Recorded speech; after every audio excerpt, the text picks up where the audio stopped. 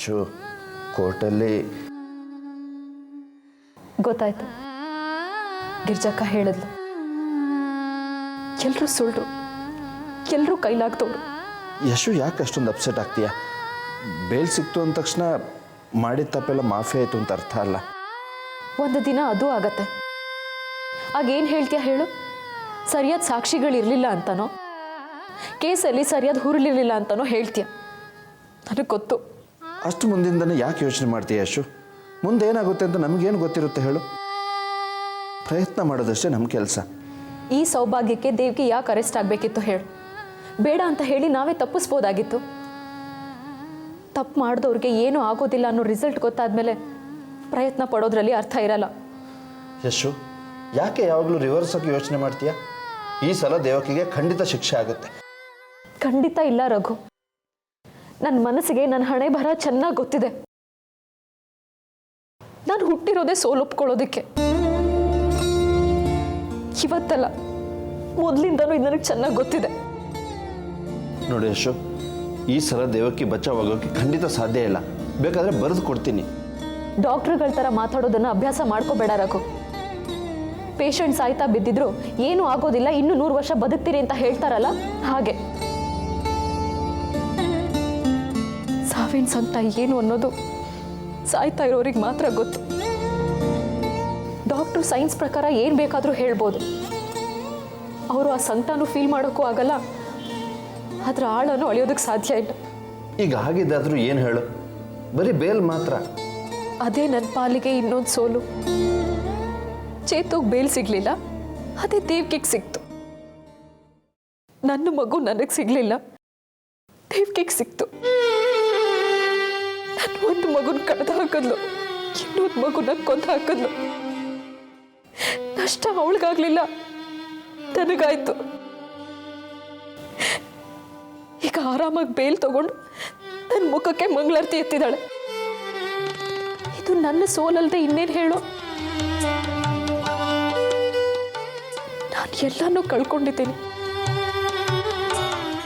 ಈಗ ನನಗೆ ಸಿಗ್ಬೇಕಾಗಿರೋ ನ್ಯಾಯ ಅದನ್ನು ಕಳ್ಕೊಂಡಿದ್ದೀನಿ. ಯಶು, ಬೇಡ ರಘು, ಪ್ಲೀಸ್. ನಿನ್ನ ಸಮಾಧಾನ ಸಮಜಾಯಿಸಿ ನನ್ನ ಸೋಲಿನ ಮೇಲೆ ಬರೆ ಎಳಿತಾ ಇದೆ. ಸ್ವಲ್ಪ ಹೊತ್ತು ಆಚೆ ಹೋಗು. ನನ್ನ ಕಣ್ಮುಂದೆ ಯಾರೂ ಇರಬೇಡಿ, ಪ್ಲೀಸ್.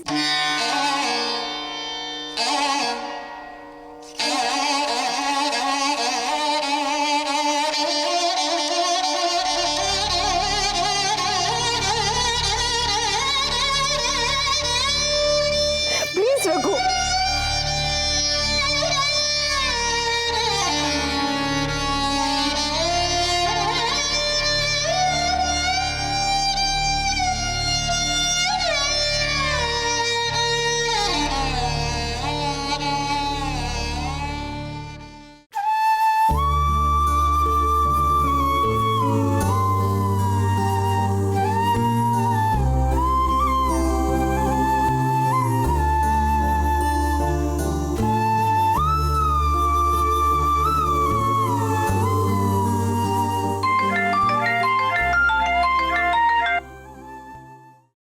ಹಾಂ ವಿದ್ಯಾ, ಹೇಳು, ಏನಾಯಿತು?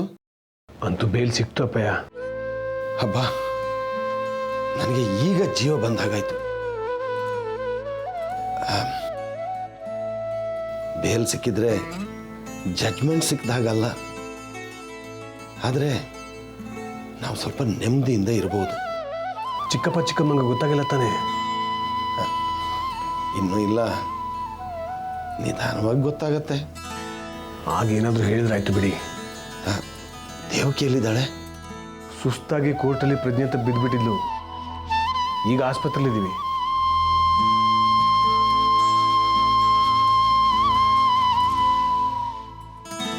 ಸರಿ ಅಪ್ಪಯ್ಯ, ನಾನು ಆಮೇಲೆ ಮತ್ತೆ ಮಾಡ್ತೀನಿ ನಿಮಗೆ.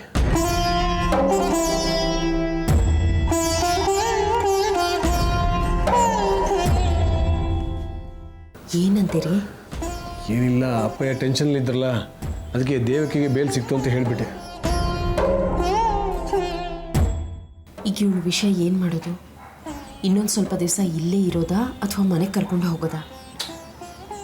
ನನಗೂ ಏನು ಹೊಳಿತಾ ಇಲ್ಲ ಕಣೆ. ಅವಳಿಗೆ ಎಚ್ಚರ ಆಗಲಿ, ಅವಳು ಏನು ನಿರ್ಧಾರ ತಗೋತಾಳೋ ಹಾಗೆ ಮಾಡೋಣ. ಎಲ್ಲದಕ್ಕೂ ದೇವಕಿ ನಿರ್ಧಾರ ಅಂತ ಕಾಯಕ್ಕಾಗಲ್ಲ ರೀ.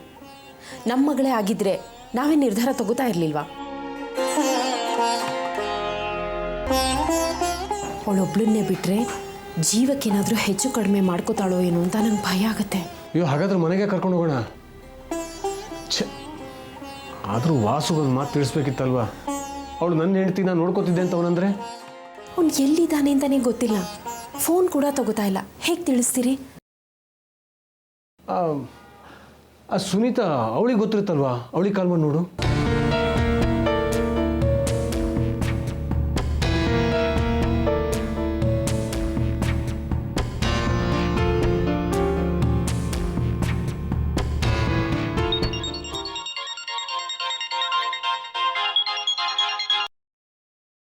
ಹಲೋ, ಹೇಳಿ ಅದಕ್ಕೆ. ಸುನೀತಾ, ದೇವಕಿಗೆ ಬೇಲ್ ಸಿಕ್ತು, ಆದರೆ ತುಂಬ ಕುಸ್ತು ಹೋಗಿದ್ದಾಳೆ. ಕೋರ್ಟಲ್ಲೇ ಪ್ರಜ್ಞೆ ತಬ್ಬಿದ್ಬಿಟ್ಲು. ಈಗ ಆಸ್ಪತ್ರೆಯಲ್ಲಿದ್ದಾಳೆ. ಹೌದಾ? ಎಲ್ಲ ಅವಳೇ ಮಾಡ್ಕೊಂಡಿದ್ದಲ್ವಾ ಅದಕ್ಕೆ? ಹೌದಮ್ಮ, ಅವಳೇ ಮಾಡ್ಕೊಂಡಿರೋದು ನಿಜ. ಯಾಕೆ ಹೀಗೆ ಮಾಡ್ಕೊಂಡ್ಲು ಅನ್ನೋ ವಿಮರ್ಶೆಗೆ ನಿಂಗಿದನ್ನು ತಿಳಿಸ್ತಾ ಇಲ್ಲ. ವಾಸುಗೆ ಈ ವಿಷಯ ಗೊತ್ತಾಗಬೇಕು, ಅದಕ್ಕೆ ನಿಂಗೆ ಹೇಳ್ತಾ ಇರೋದು ಅಷ್ಟೇ. ಅವನು ಆಸ್ಪತ್ರೆ ಸೇರಿದ್ನಲ್ಲ ಅದಕ್ಕೆ. ಆಗ ದೇವ್ಕಿ ಬಂದ್ಲಾ? ನಾನು ಎಷ್ಟು ಸಲ ಫೋನ್ ಮಾಡಿದ್ರು ಎತ್ತಲೇ ಇಲ್ಲ. ನಿಂಗೇನಾದರೂ ವಾಸು ಸಿಕ್ಕಿದ್ರೆ ಈ ವಿಷಯ ಹೇಳ್ತೀಯಾ? ನಾನು ಆಸ್ಪತ್ರೆಯಲ್ಲಿ ಸಾವು ಬದುಕಿನ ಮಧ್ಯೆ ಹೋರಾಡ್ತಿದ್ದೆ ಅಂತ ಹೇಳಿದ್ರೆ ನಾನೇನು ಹೇಳಲಿ? ನಾನೇ ಅವನಿಗೆ ವಿಷಯನ ತಿಳಿಸ್ತಾ ಇದ್ದೆ ಸುನೀತಾ, ಆದರೆ ಅವನು ನನ್ನ ಫೋನ್ ತೆಗಿತಾ ಇಲ್ಲ. ಅದಕ್ಕೆ ನಿನಗೆ ಫೋನ್ ಮಾಡಿರೋದು. ನಿನಗೇನಾದರೂ ಅವನು ಸಿಕ್ಕರೆ ಈ ವಿಷಯ ತಿಳಿಸ್ತೀಯಾ? ಸಿಕ್ಕಿದ್ರೆ ಹೇಳ್ತೀನಿ, ಆದರೆ ಅವನಿಗೆ ಈ ವಿಷಯ ಕೇಳೋ ಆಸಕ್ತಿ ಇರುತ್ತೋ ಇಲ್ವೋ? ಯಾಕೆಂದರೆ ನಿನ್ನ ವಿಷಯ ತಿಳಿಸು ಸುನೀತಾ, ಮಿಕ್ಕಿದ್ದು ಅವನಿಗೆ ಬಿಟ್ಟಿದ್ದು. ಒಂದು ವಿಷಯ ನನಗೆ ಚೆನ್ನಾಗಿ ಗೊತ್ತು, ಅವನು ಹಠದಿಂದಲೇ ಹೀಗೆ ಮಾಡ್ತಿರೋದು. ಇಬ್ಬರು ಹಠದಿಂದಲೇ ದೂರ ಆಗಿರೋದು. ದೇವಕಿ ಆಗಲಿ ವಾಸು ಆಗಲಿ ಒಬ್ರನ್ನೊಬ್ರು ಬಿಟ್ಟು ಇರೋಕ್ಕೆ ಸಾಧ್ಯನೇ ಇಲ್ಲ. ಆಗ ಹಾಗಿತ್ತು ಅತ್ಗೆ, ಆದರೆ ಈಗ ಪರಿಸ್ಥಿತಿ ಬದಲಾಗಿದೆ ಅಲ್ಲ. ಹಾಗೆ ಮಾಡಿದವಳು ದೇವ್ಕಿ ತಾನೆ. ಸುನೀತಾ, ನಮ್ಮ ಕೈಲಾದಷ್ಟು ಮಾಡೋಣ, ಉಳಿದಿದ್ದನ್ನು ಅವ್ರಿಗೆ ಬಿಡೋಣ.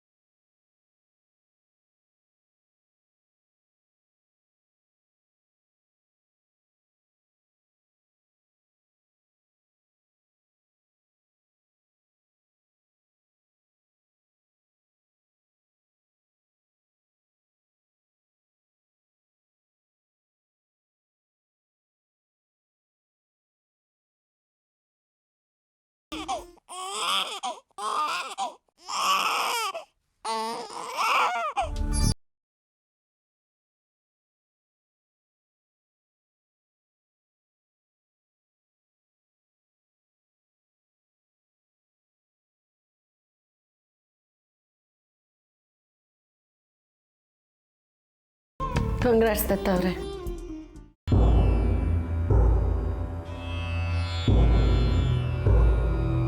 ನನಗೂ ಭಯ ಇತ್ತು ಮೇಡಮ್. ಜಡ್ಜ್ ಯಾವ ರೀತಿ ತೀರ್ಮಾನ ತಗೋತಾರೋ ಅಂತ ಹೆದರಿದ್ದೆ.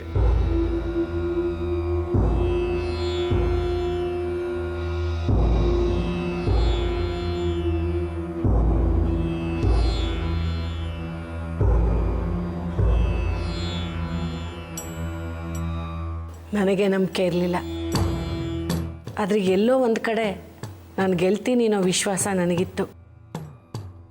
ಯಾಕೆಂದರೆ ನೊಂದ ಮನಸ್ಸಿನ ಶಾಪ ಯಾವತ್ತೂ ನಿಷ್ಫಲ ಆಗಲ್ಲ, ಯಾವುದೋ ಒಂದು ರೀತಿಲಿ ಫಲ ಕೊಟ್ಟೇ ಕೊಡುತ್ತೆ. ಅದರಲ್ಲೂ ತಾಯಿ ಹೊಟ್ಟೆ ಉರಿಸಿದ ಮಕ್ಕಳಿಗೆ ಒಂದು ಸಲನಾದರೂ ತಾಯಿ ನೆನಪಾಗಬೇಕು, ಅದು ಧರ್ಮ. ಈ ಸಂದೇಶ ಇವತ್ತು ರಘು ಮನೇಲಿ ಪ್ರತಿಧ್ವನಿಸ್ತಾ ಇರುತ್ತೆ. ಖಂಡಿತ ಮೇಡಮ್. ದೇವಕ್ಕೆ ಗೆಲುವಿಗಿಂತ ಯಶೋಧ ಸೋಲ್ನಲ್ಲೇ ಈ ಕೇಸಿನ ಮಹತ್ವ ಇರೋದು. ಯಾರನ್ನು ಬೇಕಾದರೂ ಜೈಲಿಗೆ ಕಳಿಸ್ತೀನಿ, ಯಾರಿಗೆ ಬೇಕಾದರೂ ಸವಾಲು ಹಾಕ್ತೀನಿ ಅನ್ನೋ ಅವಳ ಕೊಬ್ಬನ್ನು ಇಳಿಸ್ಬೇಕಾಗಿತ್ತು. ಇವತ್ತೇ ಅವಳು ಕೊಬ್ಬಿಳಿದ್ರೆ ಅವಳು ಮನುಷ್ಯಳಾಗ್ತಾಳೆ, ಇಲ್ಲದೆ ಹೋದರೆ ಅವಳೇ ನಾಶ ಆಗಿಬಿಡ್ತಾಳೆ. ನನಗಂತೂ ಚಾಲೆಂಜಿಂಗ್ ಕೇಸ್ ಆಗಿತ್ತು. ತುಂಬ ಖುಷಿಯಾಗಿದೆ. ಯಶೋಧ ದುರಹಂಕಾರಕ್ಕೆ ಪೆಟ್ಟು ಬಿದ್ದಿದ್ದು ನಿಜ, ಆದರೆ ಆ ಮಗು ಸತ್ತಿದ ಅನ್ಯಾಯ. ಪಾಪ, ಸತ್ತ ಆ ಮಗು ಯಾರಿಗೂ ಅನ್ಯಾಯ ಮಾಡಿರಲಿಲ್ಲ. ಪ್ರೀತಿ ಮತ್ತು ಯುದ್ಧದಲ್ಲಿ ನ್ಯಾಯ ಮತ್ತು ಅನ್ಯಾಯದ ಪ್ರಶ್ನೆನೇ ಬರೋದಿಲ್ಲ ಮೇಡಮ್. ಗೆಲ್ಲೋದಕ್ಕೆ ಏನು ಮಾಡಿದ್ರೂ ಅದು ನ್ಯಾಯನೇ. ದೇಶಕ್ಕೆ ಬಾಂಬಿಡೋರಿಗೆ ಶವ ಸಂಸ್ಕಾರ ಮಾಡುವಂಥ ಸಂಸ್ಕೃತಿ ನಮ್ಮದು. ಸ್ವಾಮಿ ವಿವೇಕಾನಂದರು ತಾಯಿ ಬಗ್ಗೆ ಒಂದು ಮಾತು ಹೇಳ್ತಾರೆ, ತಾಯಿ ಯಾವತ್ತೂ ಸತ್ಯ ಅಂತ. ನಿಜಕ್ಕೂ ಸತ್ಯ. ಆ ನಿದರ್ಶನವನ್ನು ನಾನು ಇಲ್ಲೇ ಕಂಡನಮ್ಮ.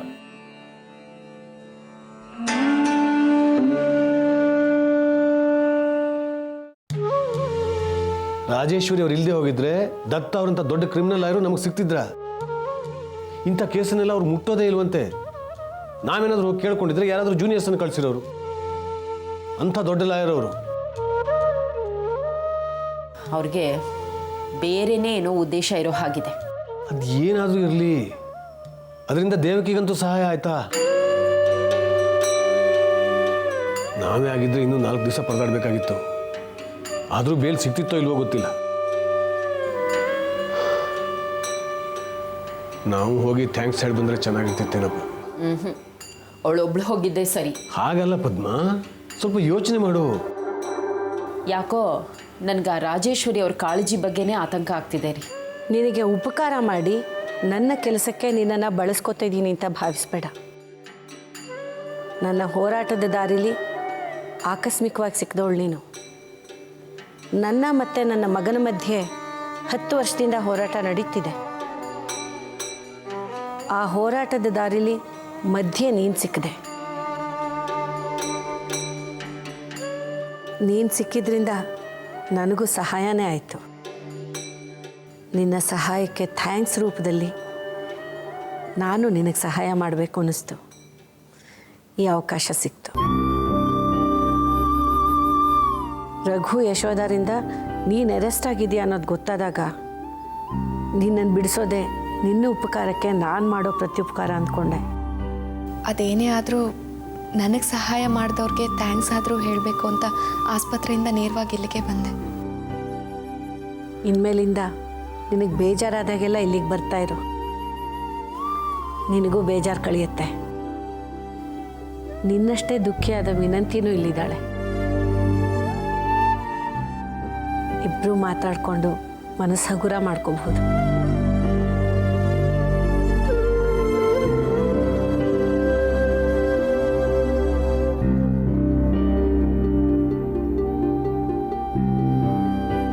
ದೇವಕಿ ರಾಜೇಶ್ವರಿ ಸಂಬಂಧ ಇಲ್ಲಿಗೆ ನಿಂತರೆ ಒಳ್ಳೆಯದು. ಮುಂದುವರೆದ್ರೆ ದೇವಕಿ ಜೊತೆಗೆ ನೀವು ನಾನು ಎಲ್ಲರೂ ತೊಂದರೆಗೆ ಸಿಕ್ಕಾಕೋಬೇಕಾಗತ್ತೆ, ತಿಳ್ಕೊಳ್ಳಿ. ಇನ್ನು ಮೇಲೆ ನಿನಗೇನೇ ತೊಂದರೆ ಆದರೂ ನನಗೆ ಹೇಳು, ನಿನ್ನ ಸಹಾಯಕ್ಕೆ ನಾನಿದ್ದೀನಿ. ಸುಧಾಕರ, ನೀನು ಅಷ್ಟೇ. ದೇವಕಿಗೆ ಏನೇ ಆದರೂ ನನಗೆ ಮೊದಲು ವಿಷಯ ತಿಳಿಬೇಕು. ಅವಳಿಗೆ ಕೆಲವೊಂದು ವಿಷಯಗಳನ್ನು ನನ್ನ ಹತ್ರ ನೇರವಾಗಿ ಹೇಳ್ಕೊಳಕ್ಕಾಗದೇ ಇರಬಹುದು. ಸರಿ ಮೇಡಮ್.